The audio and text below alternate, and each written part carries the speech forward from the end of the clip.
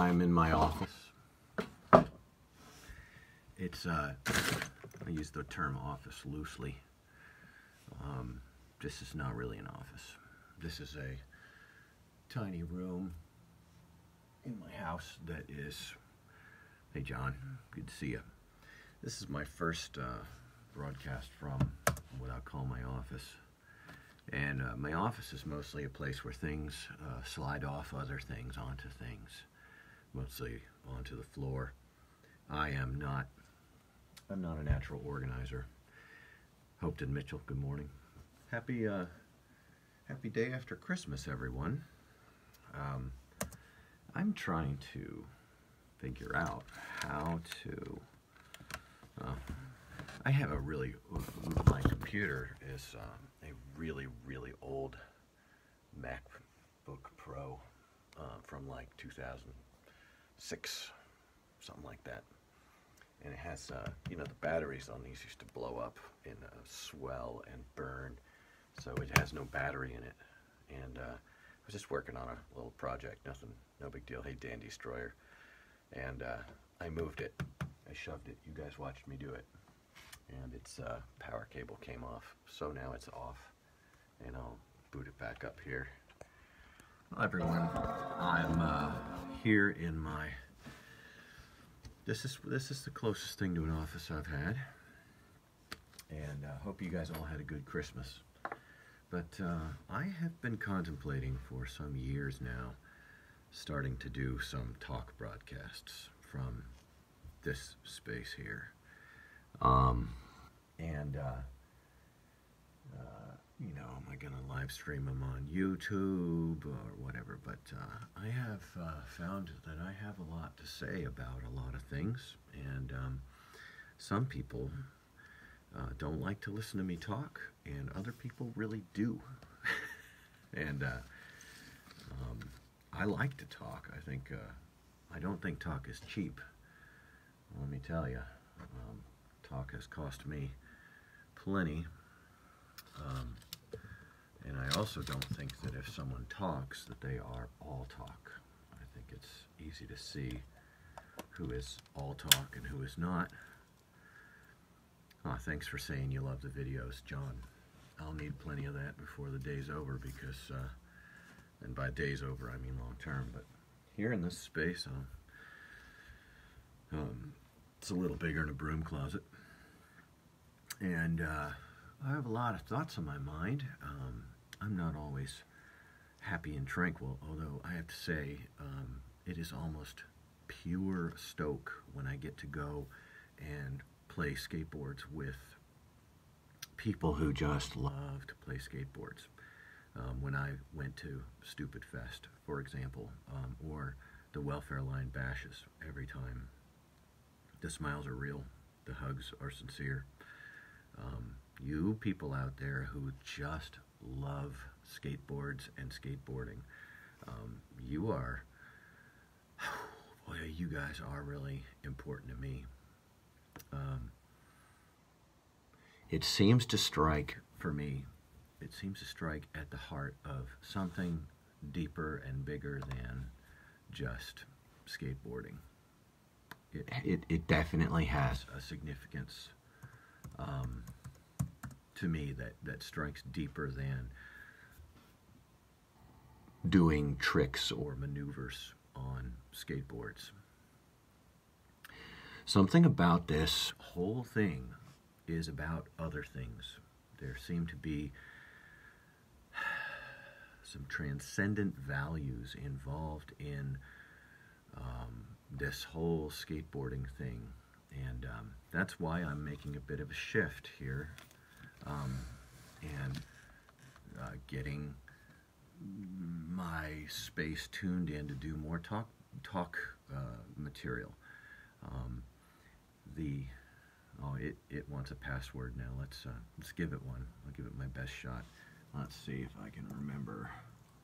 See if I can remember a password for it.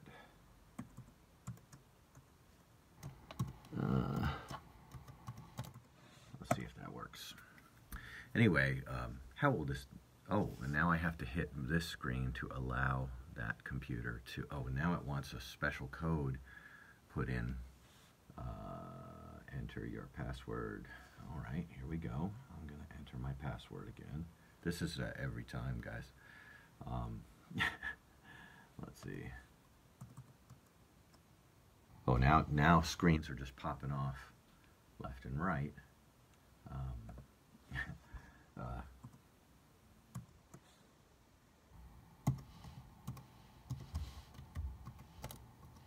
All right, let's see if this computer will let me use it. No, it just wants the same password again, and it's also jamming this one up with things like that. So I'm just going to cancel that, and I hit to cancel again. And now it's telling me Google Drive doesn't work anymore. Now it's asking if I want to restore pages. This is the dance every time. So just quitting things, and now I have another pop-up. John Landecker, good to see you. Peter Karoshi, good to see you here with me. Dave Tomaszewski, saw your name. Blessings and greetings this day after Christmas. Today is Boxing Day, I think. I don't know very much about Boxing Day. Chris Castle makes a good joke. When this video is uploaded later, the title will be Lou Struggles with Technology. Guys, I am definitely I have a lot up here going on, and it's very difficult for me to find a nozzle to get it out. This fiddling around with my computer and it asking for passwords and things like that didn't used to be that way back in 2007. This was a really fast, good computer, and I remember the days when it wasn't always killing my workflow and my mental flow with a whole bunch of pop-ups for updates and things like that. I'm such a fragile little guy. Just so fragile. Well, you know what? Let's take a moment to clear the. I'm going to just put guitar picks up here. Look at, they're falling off and they're falling onto other things. That's what happens in this room. Let's take a minute. Palette cleanser. Let's just get out. Let's just. I decided this is what I'm going to do when it's just a spinning like beach ball type of thing here, and it's just not working. I'm going to take a minute. Let's look at a knife. I figured every time I just hit the wall, it doesn't matter if it's the same one. Every time we're gonna look at a knife together. I don't know if you know this, but knives make me happy. Let's see. This case is empty. There's no knife in it. Let's see if we can pick a good one. This is a knife sharpener. This is not a knife. We'll talk about it later. This was a gift to me. Let's look at a knife together. I don't know anything too crazy. Here we go.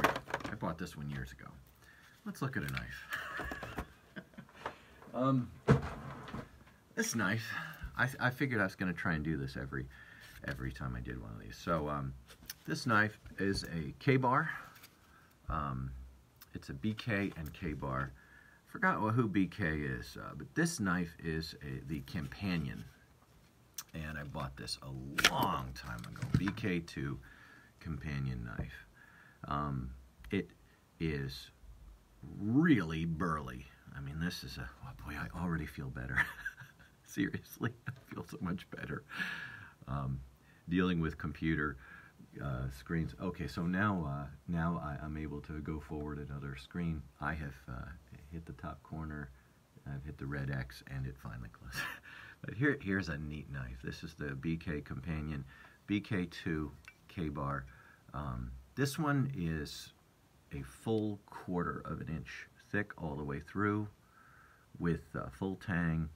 It's got G10, or no, micarta handles on it, not G10. It's got micarta scales on there, and that's fabric and epoxy resin made into like wood. It's a really, really nice knife with a good feel to it, a very good feeling knife. This is one of my bug out specials because you're never going to break this knife. You can baton with it, split wood, chop wood.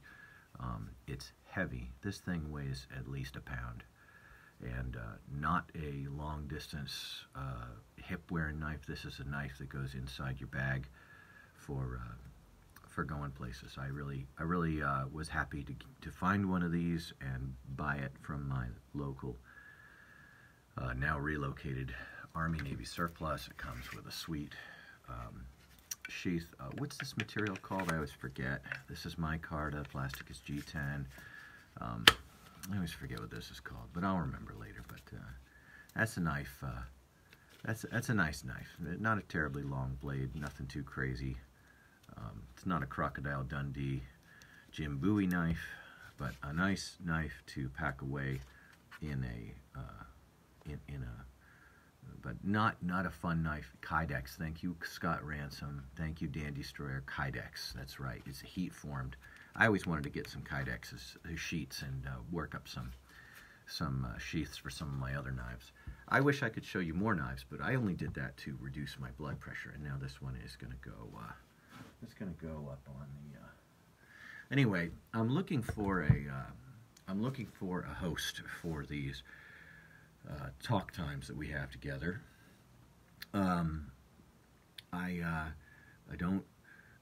We have a podcast, but Apple will not allow you guys to search for my podcast.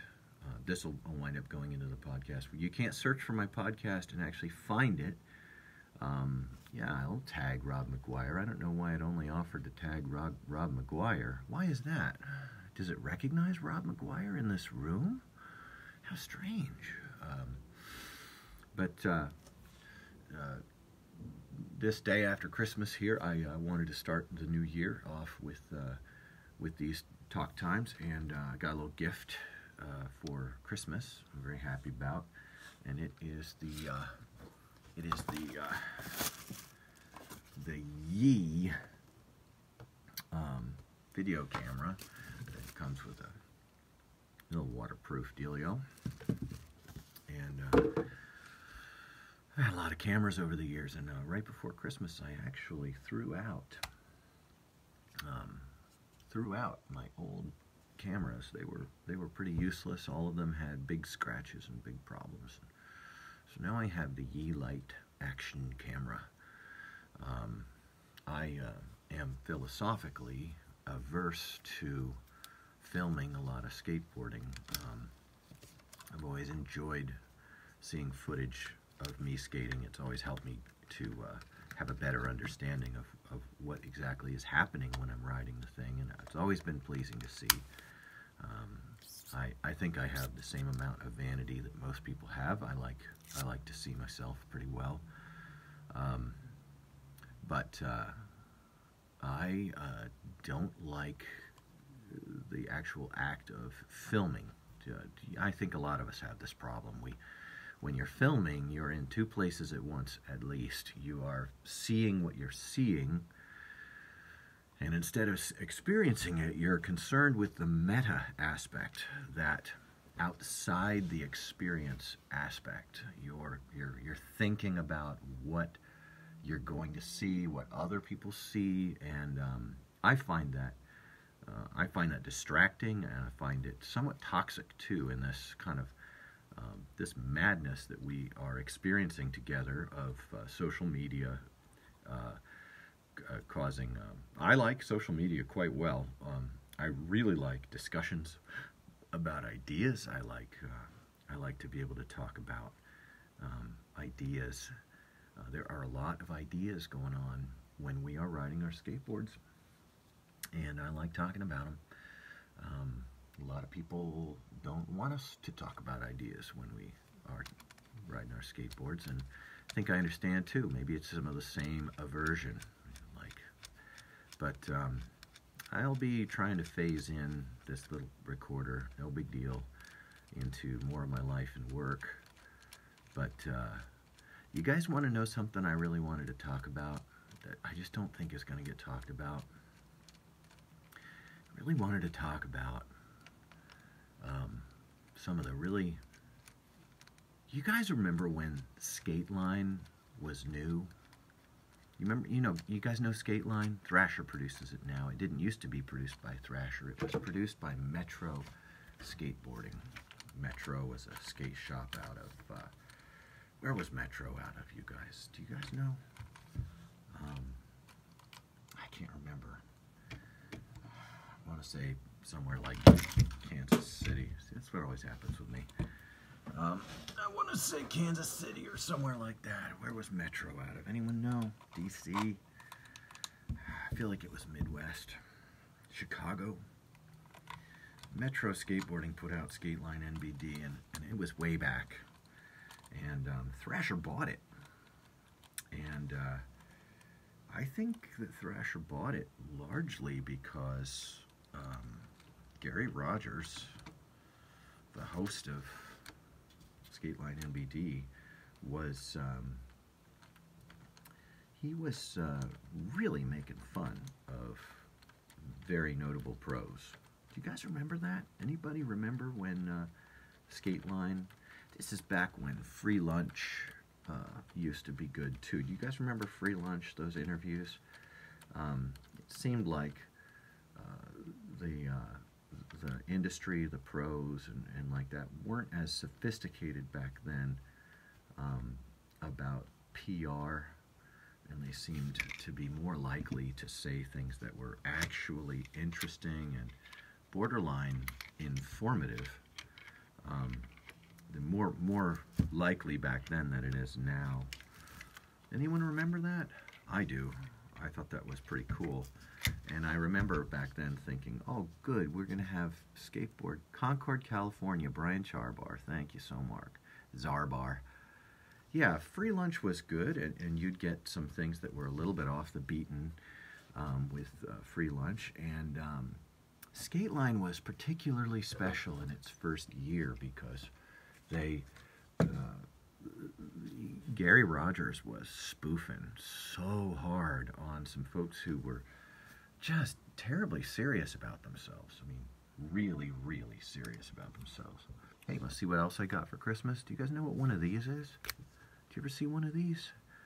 It's a Pica-Dry long life automatic pen. It's not a pen though, it's a grease pencil and a graphite pencil. It's like a grease graphite combo. Writes on anything, and I'll be using this in the workshop on boards today.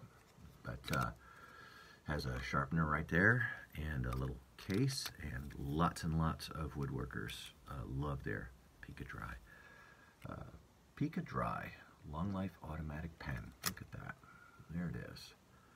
Really nice little thing. And my wife got me that. Thank you, Judy. But yeah, it was certainly not a golden age in skateboarding media. It did not take but months before the Metro Skateboarding did not own free lunch anymore, and they were done.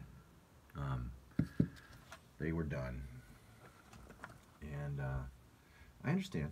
You know, all good things must someday come to an end. But disappointing. And you know what? I also have here an old GoPro 2. I feel like it belongs to someone else. I can't remember whose it is. I should see what's on it.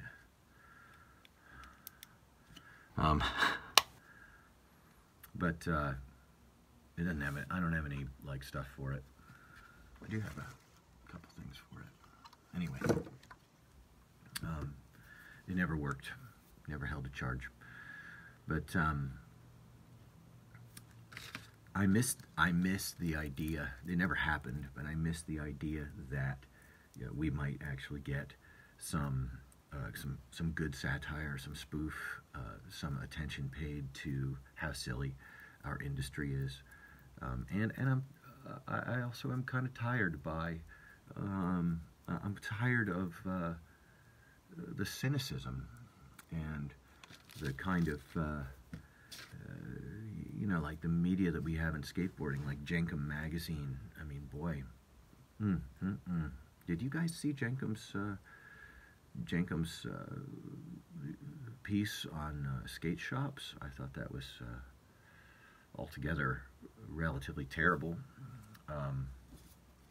But I don't like a lot of what Jenkum does. I find them pretentious and mainstream. They have the opportunity to really say some incisive things, and they seem always to toe that classic, loyalty to the status quo. Some more guitar picks right there. They seem to always toe the line with the status quo. It rankles me. It bothers me, because we could really be enjoying some interesting media, some interesting perspectives. We could really do with some, just some stimulating stuff. Several stories exist right now. First, everybody knows that retail apocalypse has been happening across America, and it's hitting skateboarding just like it's hitting everything else. But skateboarding culture has this, we have almost this reverence for our retailers. For decades, we have seen our retailers as our community organizers, our sponsors, our cultural gurus, and this is not altogether healthy. Because retailers' primary directive, their prime directive, is to get you to buy things from a shop. That is the prime directive of every single retailer. There's nothing wrong with that. Nothing wrong at all with being a retailer and having as your mission. Hang on here. I'm looking at one of your comments here. Oh my gosh, everything is all over this screen. Can't deal with it. And since from the time I was a kid, I saw problems with that. Our retail shop in the 80s was Best Cycle and Sports in Poughkeepsie, New York, and they sponsored a grip of lads, no lasses, I have a chip on my shoulder about girls and skateboarding. A big chip. We'll get to that axe to grind in a minute. But ever since my first days skateboarding, I've always been biased toward the new guy. When I was a new guy in skateboarding, I couldn't understand how anyone could do business by being anything less than friendly and welcoming. And I saw it again and again and again, where jockish, jaded young men behind a skate shop counter, over it, not interested, not curious, dismissive, rude, kind of enforcing, sort of.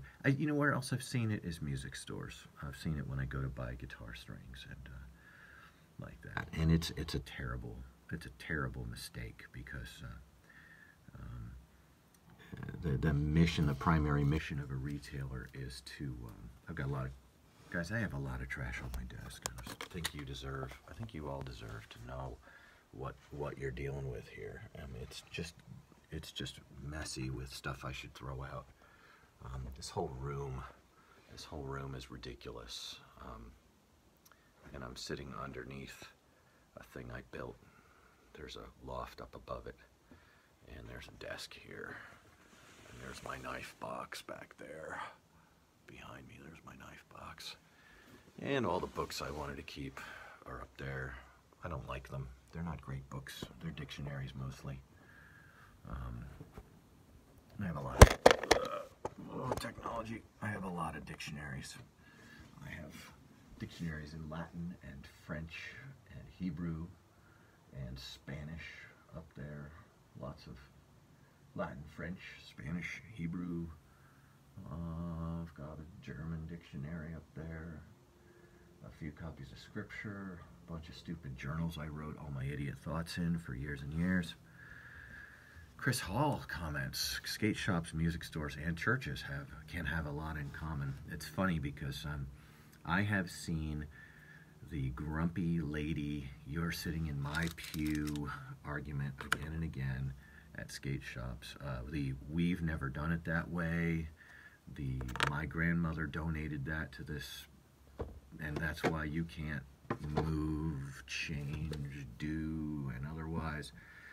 In fact, I have seen grumpier, more angry, more territorial behavior in skate shops. In fact, I've worked in churches. You know, I was in Christian ministry for some years, and retired out of that into a, off-the-grid house church experience that is much more in keeping with my spiritual values. There's no money cluttering up. Now, why do I have a shower head sitting on my desk? I don't even know. I think that's a shower head. Yeah, looks like it is. I don't even know. But I should throw it out. I'm not going to. I'm just going to move it over. But all said,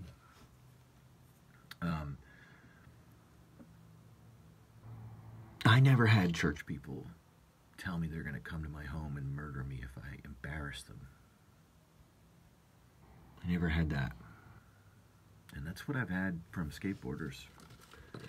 I never had a church person threaten to punch me in the face in a coffee shop. I've had that twice from a skateboard retailer. And I'm unhappy about this because the things I've done that have caused this level of violence against me are so mild compared to the things I'm planning on doing. I'm planning on doing a talk podcast from this desk, and I'm planning on doing a lot more clips and video feeds of just having fun on skateboards in a way that has been branded kook and lame. I'm planning on stirring the pot, adding in some flavor, some salt, and it makes me feel some very sad and angry feelings that to date there are some really terrible lies that have been told about me, and some really terrible things have been said, very false things, even to the point of having to issue a cease and desist, to the point of preparing a second one for another participant in it all, to having to file for a civil protective order. And I thought, years ago, I thought, I never expected good faith involvement in the skateboarding community through free speech and through the creation of alternative product qualities. I never thought that it would have me having to consider life and death things. But it is that way. So, the podcast. You know what bothered me? Here's what bothered me. I had a serious incident that involved a brand owner, famous pro skateboarder, lives in Cincinnati.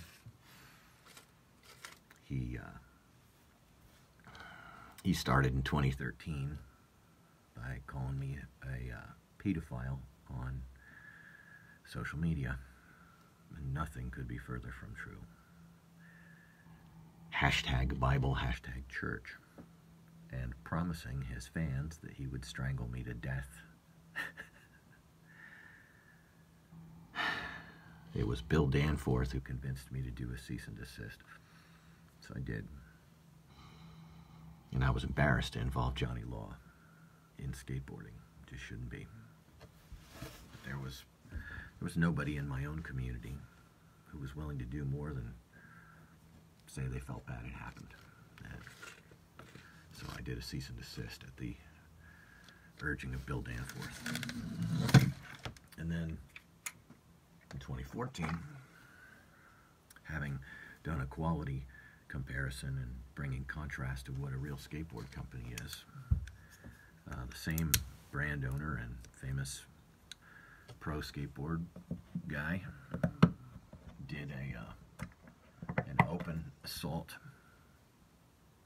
tried to punch me,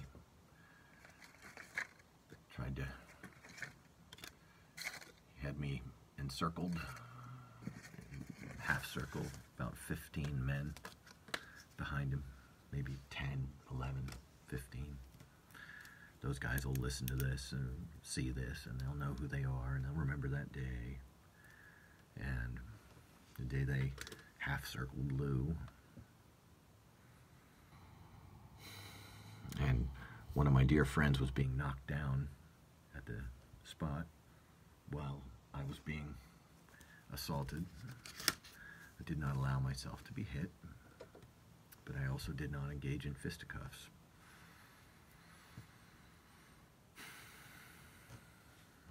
So, after I de-escalated it, that was summed up with, if you keep embarrassing me, I will come to your home and I will kill you there. That was the upshot of the interaction.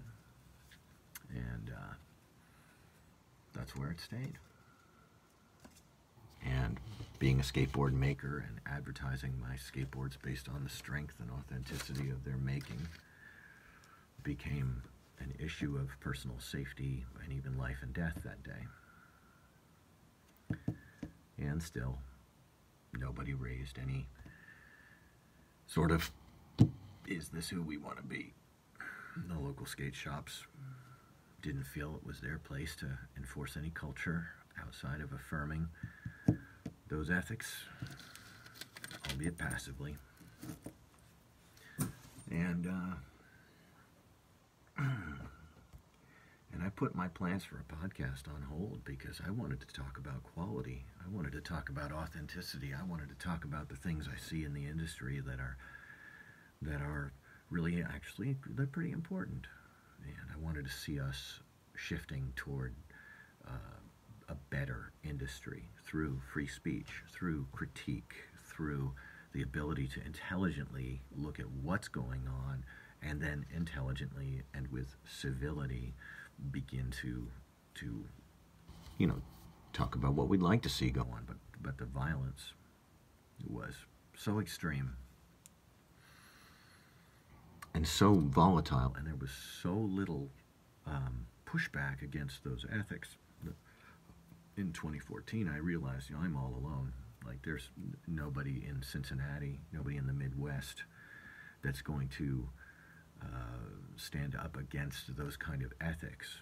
I mean, these are people who are responding to industry critique and production contrast with the volatility, the anger, and the criminality of open assault and the menace of death. And Lance Huffman, thank you, and Kevin Colbart, thank you both. It looks like I need to prioritize this desk in this time, this place.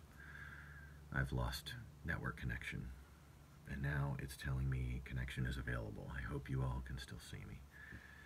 I have my old laptop. It no longer works for like webcasting from. I've got my messy desk that I'll try and clean up. I'm not going to clean it up all at once. I've tried so many times. It just burns me out, gets me stressed. But today, this will become a podcast. After 2014, 2015, 2016, I kind of went into a holding pattern, making boards for people who ordered them. Happily, more people ordered every year. My name was Mud here in Cincinnati. The local skate shop campaigned against the Northside Skate Park, telling people that the skate park was dead. They collected all the funds from this neighborhood to go over the river down into Newport for a DIY, which, as excellent as the build may be, is not a permanent skateboarding place. And what's even worse, during 2015, 16, and 17, the DIY Facebook page put out a PSA. And the PSA said, anyone who's criticized this build, you're not welcome to skate it. And anyone who has criticized anything about it on social media, you're 86th. They made it clear in that. They actually made it clear that it was not a place that is public. I'll read you the PSA. I'm going to go ahead and, since I'm able to multi-screen here, I guess I'll try it in Safari. Safari is really old on this thing, so I've clicked it. So let's all pour ourselves a cup of coffee while Safari boots up. A little bit of spinning beach ball. Maybe I'd do better. Maybe I'd do better to look in photos, because I have a screen grab of it. We'll see. We'll let them race each other. So, but yeah, I'm pretty subdued today because talking to you guys, you know, I really want to talk about this issue that surfaced around Jules Lynn. You guys know about that? Jules Lynn was a pro skateboarder. I remember her. I was younger. It was 10 years ago. And she was young, and I was really stoked about Jules because she was a female pro skateboarder, and she was doing really well. And she was young, and there weren't a lot of girls on the scene. And Jules sort of fell off the map. I don't know Jules personally beyond some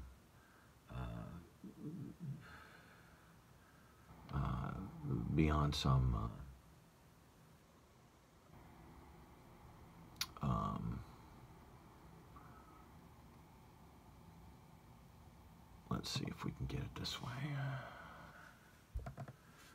Pull up a photo here and click through and see if we can get, you know, my computer used to do this thing called workflow. Oh, that's cool. I don't have workflow view available here. Used to be really cool.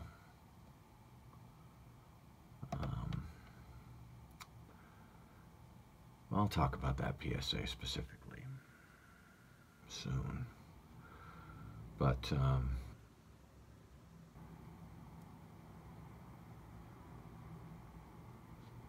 yeah, nobody's talking about Jules Lynn. Jenkum did a quick discussion about it, and I wasn't satisfied. I feel like everyone's lightfooting it, and it's not about Jules. It's about, you've got allegations of really high level misconduct, really serious allegations. And you know, we just went through this with our Olympics gymnastics team. If you guys didn't follow it, you should look into it, because for many years these kids had been being molested. It really bothers me that when a business competitor here in Cincinnati wanted to take a shot at me, they tried to call me a child molester. It really bothers me today. That person deserves to be criticized for doing that. And they're not. They did that. That was public. I learned about that because people reached out to me and said, Lou, have you seen what is posted all the way across the internet about you? But you know, when it's possibly true, you know, you have to understand that you got to look into it. And I didn't see anything that indicates to me that anyone's really looking into it. Where are these allegations going? Have the people, I mean, when I was falsely accused of, and I was not really accused, I was called it like an epithet. You know, they just used it as an epithet, and they just called me that to hurt my feelings. It was extremely hurtful. It cut to the heart of me, you know, just really, and to have virtually nobody. There was no critique or pushback. In fact, one local shop actually went on that thread, and they said, "This is entertaining." They called it entertaining and entertainment. And I'll tell you this: if your local shop treats people like that, don't support the other one. You know. But I hope that the allegations that Jules Lynn has brought will be thoroughly investigated. Now, so far as we know, they will not be. It is evident by, it appears that they will not be investigated. The DA's office didn't even investigate. They declined to investigate the allegations. And so big problem there. They said because it was 10 years old that they would have trouble finding evidence and some other things. And I should really go through that with you guys. But not really excited about doing a podcast when the things we're going to talk about are for sure going to cause some very angry feelings from people who think that skateboarding industry shouldn't be talked about in a critical way. Our industry is highly criticable, and we can do better. We should do better. And we must do better than what we've been doing. So I'm going to leave you guys off here. This will go on the podcast, so this will be, I guess, podcast number 4. I have some more live feeds that we need to put up on the podcast for you guys to be able to listen through. But I'm going to be ironing it out into a more cohesive piece. I'm going to be prepping notes and topics and sounding off and doing my darndest to bring some speech to bear on topics that most folks are, I mean, there's nothing out there. Nothing out there on it. So, all right, guys, I'm going to jump off here and move on to the workshop today. Again, happy day after Christmas. My heart is all aflutter because we've got a lot of work to do. We have a lot of work to do. So, I'll catch you guys on the flipper and look forward to it. Perhaps I'll have some funny things to talk about. And for now, I'm going to just take my BK K-Bar companion knife. I'm going to look at it for a little while and imagine living in the woods where this kind of knife comes in handy. And imagine living in a dugout with a lean-to and a fire for a while. Ride my motorcycle out, do some bushcraft. That would be absolutely wonderful. I thought about moving to Kentucky. Thought about moving to Kentucky to a small house, 2-bedroom, 2-bathroom house, and building myself a pole barn with a lean-to, plenty of motorbike space, plenty of workshop space, little wood-fired pot-belly stove, and do my work out there in Kentucky. I thought about it. I'd dig myself a bowl. You guys remember when I shovel dug a 5-foot deep bowl in my backyard? And then after I did the flat pours, I decided that without a crew, without a crew of friends, I'm not going to pour a round wall bowl, because to me it's a sacred community activity. And